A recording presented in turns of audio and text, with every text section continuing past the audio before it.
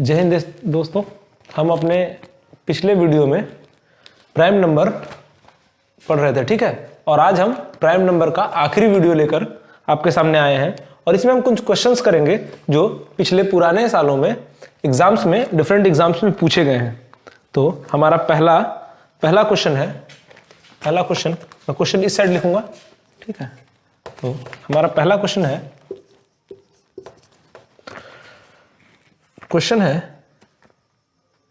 कि if p q r are prime numbers, if p q r are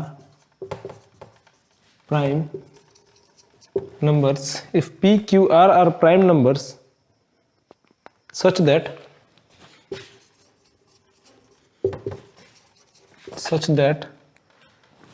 p less than q is less than r is less than 13, p is less than q is less than r is less than 13, ठीक है।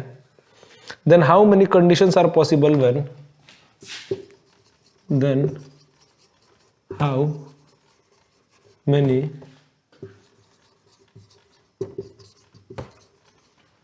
conditions are possible when p plus q plus r, p plus q plus r is also a prime number, is also a prime number, ठीक है। Options में दिया है 1 2 3, ए दिया है 1, B दिया है 2, सी दिया है 3 और डी दिया है none of these, ठीक है। क्वेश्चन में पढ़ देता हूं कि p q and r are prime number, तीनों प्राइम नंबर है, such that p is less than q is less than r is less than 13, then how many conditions are possible when p plus q plus r is also a prime number, ठीक है। हमारे पास condition क्या है, p is greater than, less than, q is less than, r is less than 13। इसका मतलब p q r तीनों का value 13 से कम होना चाहिए।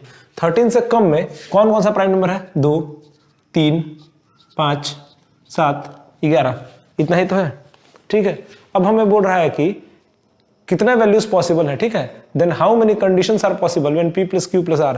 पहले अगर p q r क्या ले सकते हैं, 2 3 और 5 ले सकते हैं तो 2 और 3 5, 5 5 10, ये पॉसिबल नहीं है। फिर हम क्या ले सकते हैं, 2 3 और 3 5 7 ले सकते हैं, 3 5 7। सबसे पहले 2 3 5 लिए तो 10 आ रहा है, पॉसिबल नहीं। 3 5 7 लेते हैं तो 5 3 8, 8 7 15, ये प्राइम नंबर नहीं है। फिर 5 7 11 लेते हैं तो कैसे होगा, 7 5 12, 12 और 23, ये पॉसिबल है, ठीक है। उसके बाद फिर, ठीक है, 7 5 12, 12 11 23, ये पॉसिबल है, ठीक है। और एक और है 3 5 11, ये भी पॉसिबल है। कैसे, 5 3 8, 11 और 8 कितना होता है, 19, ये दोनों प्राइम नंबर है। तो कितने वैल्यू पॉसिबल है, एक ये और एक ये, सिर्फ और सिर्फ दो कंडीशंस पॉसिबल हैं।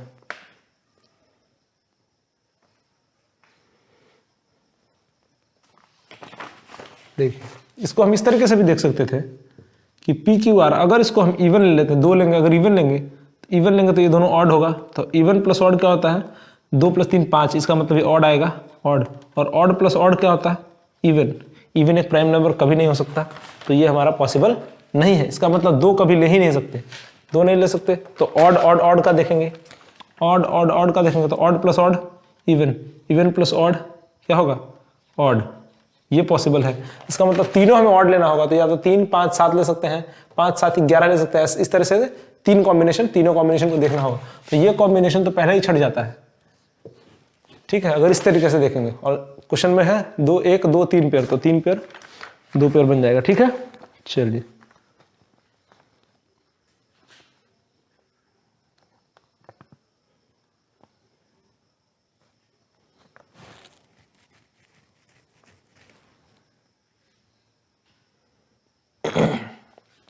चलिए आगे बढ़ते हैं, इसको मिटा देता हूं।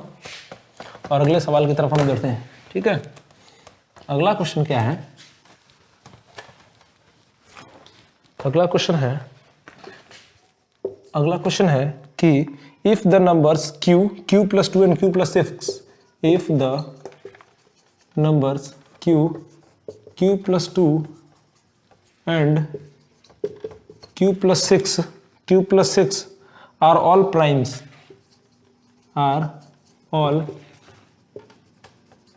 ठीक है, then what can be the value of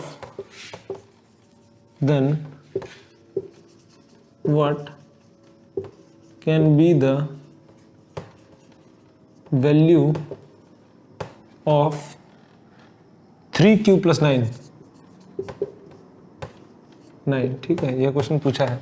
option दिया है A 18, B 42, C 60 और डी में दिया है बोथ बी एंड सी, ठीक है, ये 4 ऑप्शन है। क्वेश्चन है if the number q plus 2 and q plus 6 are all prime then what can be the value of 3q plus 9? ठीक है, देखिए q प्लस 2 और q प्लस 6, तीनों के बीच में गैप कितना है? इसके बीच में 2 का, इसके बीच में 4 का। कोई दिक्कत? देखिए, तो कौन सा ऐसा नंबर है जैसे 5, अगर 2 ले, 2 3 5, यहाँ 1 का गैप, यहाँ 2 का गैप, ये नहीं हो पाएगा। 3 5 7 लेते हैं, 3 5 2, 5 में 2 7, ये भी नहीं हो पाएगा। ठीक है, 3 5 के बाद 5, 3 5 7 हो गया। फिर उसके बाद हम देखते हैं 5 5 7 11 ले सकते हैं, 11 13 17 ले सकते हैं, 17 19 23 ले सकते हैं। ठीक है, 5 और 2 के बीच में कितना गैप है? 7 में 2 2 4 13 2 15 15 13 4 17 17 2 19 19 4 23।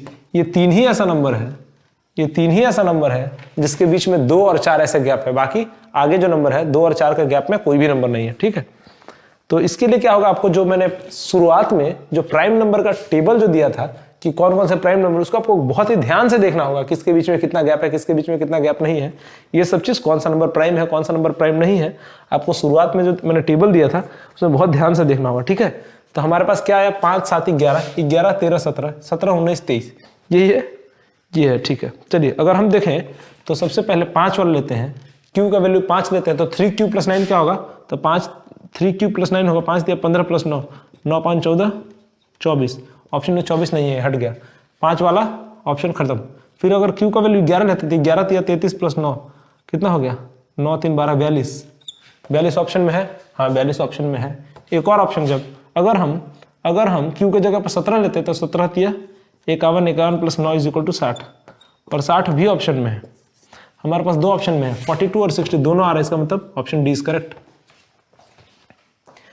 2 और 4 का गैप या तो 5 7 11 में है, 11 13 17 में है, 17 19 23 में है। ठीक है, ये 3 ही ऐसा पेयर है जिसमें 2 और 4 का गैप होता है। ये आपको ध्यान से देखना होगा, तभी समझ में आएगा। और 5 अगर q की जगह वैल्यू रखें तो इसमें से कोई भी नंबर नहीं आ रहा, तो इसका मतलब 5 वाला हट गया। अगर 11 रखें तो 42 आ रहा है, 17 रखें तो 60 आ रहा है, तो इसका मतलब both B and C option. ठीक है,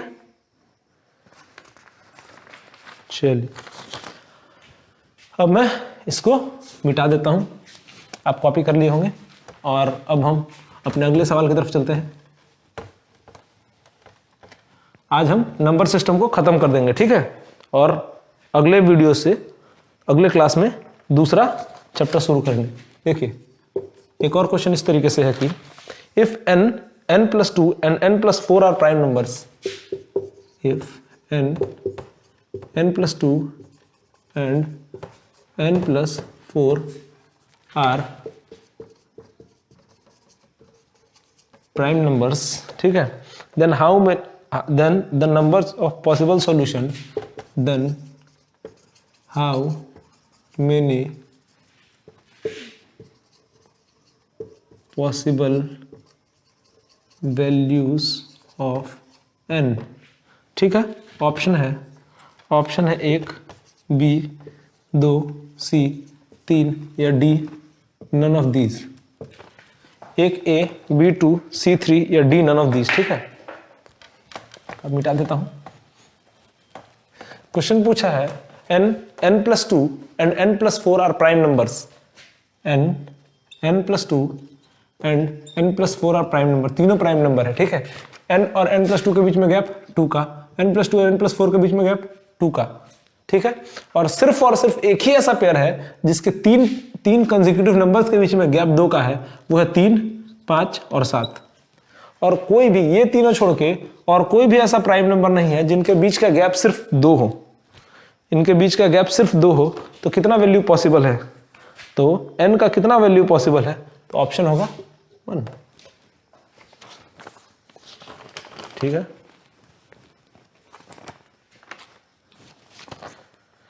कॉपी कीजिए, वीडियो को पॉज करके आराम से कॉपी कर लीजिए, फिर हम आगे बढ़ते हैं। चलिए ठीक है, हम अगले सवाल की तरफ चलते हैं। ठीक है, हमारा क्वेश्चन है कि let s be the set of prime numbers greater than और इक्वल टू 2, ठीक है, and less than 100। Let s be the set of prime numbers, s एक सेट ऑफ प्राइम नंबर्स है, ग्रेटर देन और equal to 2 and less than 100 है। Multiply all the elements of s, element s के सारे elements को multiply करिए with how many consecutive zeros will the product and. ठीक है, सवाल कह रहा है कि s एक सेट ऑफ प्राइम नंबर्स है, ठीक है, और ग्रेटर देन और इक्वल टू 2, 2 के बराबर या 2 से बड़ा है और 100 से छोटा है।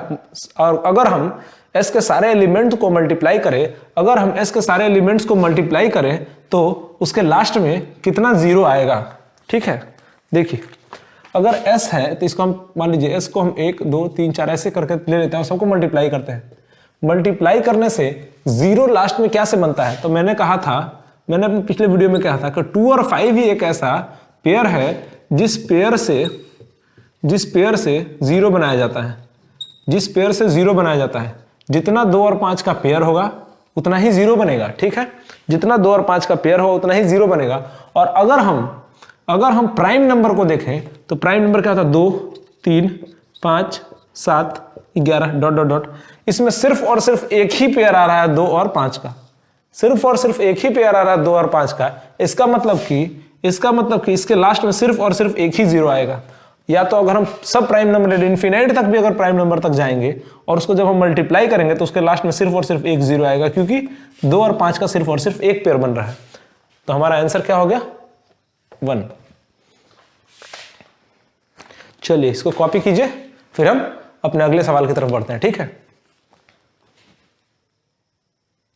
चलिए हमारा अगला सवाल है,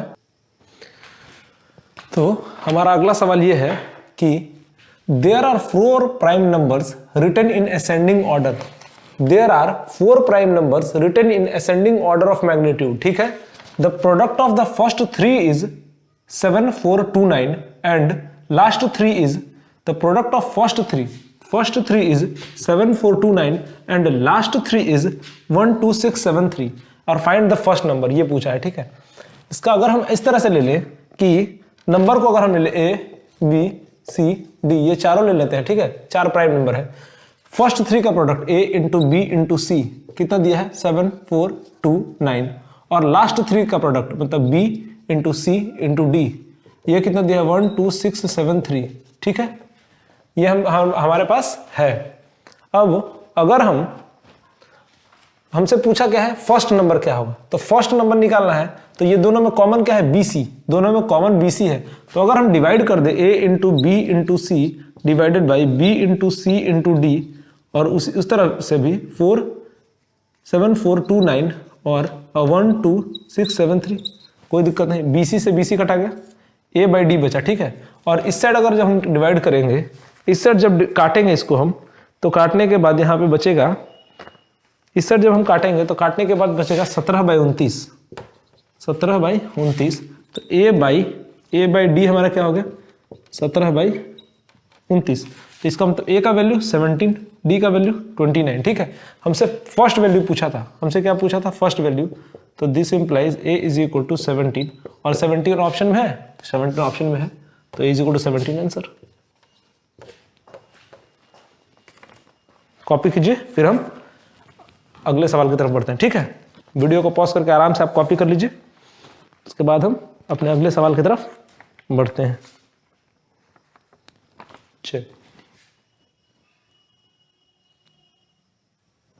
चलिए, हमारा अगला सवाल है, हमारा अगला क्वेश्चन है कि let x be a 4 digit positive integer such that, let x be a 4 digit positive integer, ठीक है, 4 digit positive integer such that the unit digit of x, unit digit of x is a prime number, unit digit of x is a prime number and the product of all digits of x is also a prime number.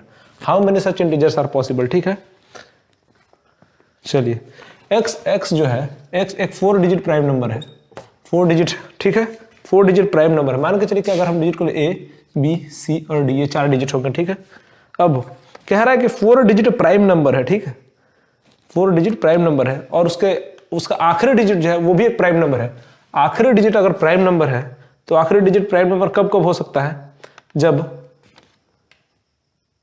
आखिरी digit prime number है तो आखिरी digit prime number कब हो सकता है? 2, 3, 5, 7, यही तो है आखिरी डिजिट प्राइम नंबर का, 4 डिजिट में।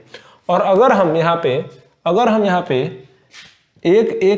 एक को छोड़कर कोई और नंबर ले लेते हैं, अगर हम यहाँ पे मान के चलिए कि ले लेते हैं 2, 3, 5 और 7 ले लेते हैं, तो जब इस चारों नंबर को इंटू करेंगे तो ये चारों भी तो फैक्टर हो जाएगा उस नंबर का, ये चारों भी तो उस नंबर का फैक्टर हो जाएगा जो नंबर हमारे पास आएगा, तो ये चारों फैक्टर हो जाएगा। इसका मतलब कि हम यहाँ पे ये लास्ट वाला जो है इसको छोड़ के कोई और ऐसा नंबर नहीं ले सकते हैं जिसका मल्टीप्लाई करने पे कोई एक ऐसा नंबर है जिसका ये सब फैक्टर बने। तो हम क्या लिखते हैं? 1 1 1 2, 1 1 1 3, 1 1 1 5, 1 1 1 7, यही 4 नंबर बनेगा।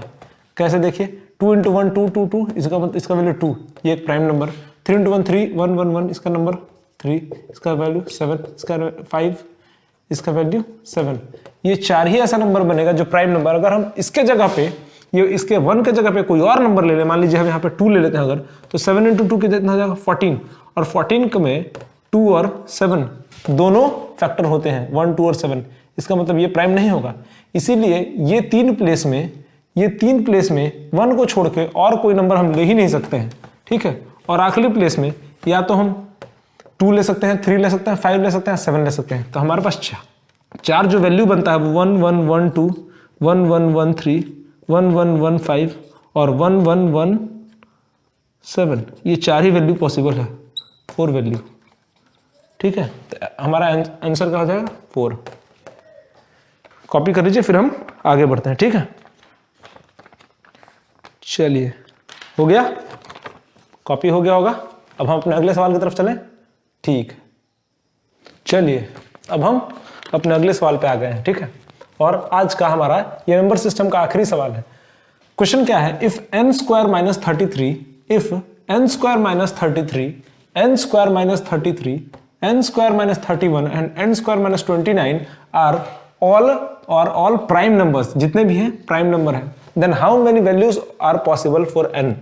n का कितना वैल्यू पॉसिबल हो सकता है, ठीक है। देखिए क्या क्या है हमारे पास, n² - 33, n² - 31 और n² - 29, n² - 29, ये तीन ही वैल्यू है। देखिए तीनों के बीच में गैप कितना है? 2 का गैप कितना है? 2 का। और आप नंबर सिस्टम में 2 3 5 7 11 13, ठीक है। इसमें नंबर सिस्टम में एक ही ऐसा पेयर है जो तीनों का बीच का गैप, एक ही ऐसा पेयर है जो तीनों का बीच का गैप 2 है, जैसे 3 और 2 5, 5 और 2 7, समझ में आ रहा है? एक ही ऐसा पेयर है जिसके तीनों का बीच का गैप 2 है। इसका मतलब कि जब n² में से 33 माइनस होता होगा तो 3 वैल्यू आता होगा, n² में से 31 माइनस होता होगा तो 5, और n² में से 29 माइनस होता होगा तो 7। 1 2 3, यही तीनों प्राइम नंबर भी है और ये तीनों के बीच का गैप भी 2 है। इसका मतलब n का कितना वैल्यू पॉसिबल हो सकता है? सिर्फ और सिर्फ एक वैल्यू। n का कितना वैल्यू पॉसिबल हो सकता है? सिर्फ और सिर्फ एक वैल्यू, क्योंकि n में कौन सा ऐसा नंबर रखेंगे जिसको 33 से माइनस करने से वैल्यू 3 आएगा? तो n² 36 मतलब 6 का स्क्वायर, ठीक है। यहाँ पे 6 का स्क्वायर 36 - 31 5, यहाँ 6 का स्क्वायर 6 - 29 7।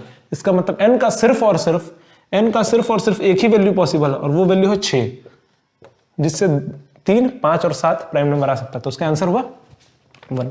ठीक है, हमारा नंबर सिस्टम यहीं तक था, इसको कॉपी कर लीजिए।